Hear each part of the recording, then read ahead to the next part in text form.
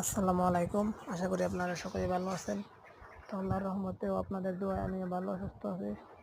তো এখন পুরোপুরি বর্ধপুর, এখন প্রচুর রোদ উঠেছে। তো আমাদের আজকের ভিডিওটা হলো এই রোদের সময় মুরগিকে সুস্থ রাখার জন্য আমরা মুরগিকে কী করবো বা কী খাওয়াবো, কিংবা মুরগি যাতে দুর্বল না হয়ে যায় সেই জন্য আমরা কী করণীয়। তো আমরা সবসময় এখন যখন বেশি বেশি রোদ উঠবে তখন আমরা চেষ্টা করবেন তার মধ্যে 2 থেকে 3 বার পানি চেঞ্জ করে দেওয়ার জন্য। যদি আমরা সকালবেলা পানি দিই সেই পানিটা আবার দুপুরে যখন 1টা থেকে 1:30টা বাজে সেই সময় দেব। তো আপনারা সাথে সাথে চেষ্টা করবেন দুপুরে যখন আপনারা পানিটা দিবেন ঠান্ডা পানিটা দিবেন অবশ্যই, এবং পানির সাথে রেনাসি নামে একটা স্যালাইন আছে, এই স্যালাইন আপনারা ব্যবহার করতে পারেন।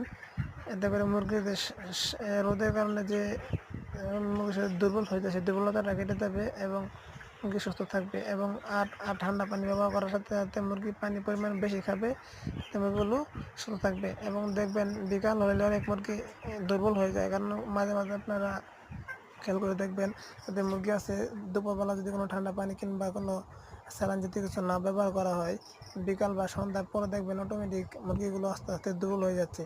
কারণ সারাদিন যখন মুরগিগুলো কোনো খাবার স্যালাইন না পায় কিংবা ঠান্ডা পানি না পায়, তখন মুরগিগুলো ক্লান্ত হয়ে আস্তে আস্তে দুর্বল হয়ে যায় এবং এই মুরগিগুলো রাত যখন 8টা 9টা বাজে তখন আস্তে আস্তে একটা এরকম মারা যায়।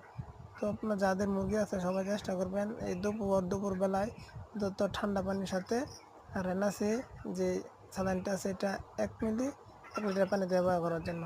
তাতে করে আমাদের মুরগিগুলো সুস্থ থাকবে এবং স্টক করার সম্ভাবনা কম থাকবে। যেহেতু টাইগার মুরগি এমনিও স্টক কম করে, তো আজকে রোদের পরিমাণ অনেক বেশি, তাই আমি রেনাসিটাকে ব্যবহার করলাম। তো চাইলে আপনারাও করতে পারেন। আপনারা সকলে ভালো থাকবেন। আসসালামু আলাইকুম। আমাদের জন্য দোয়া করবেন।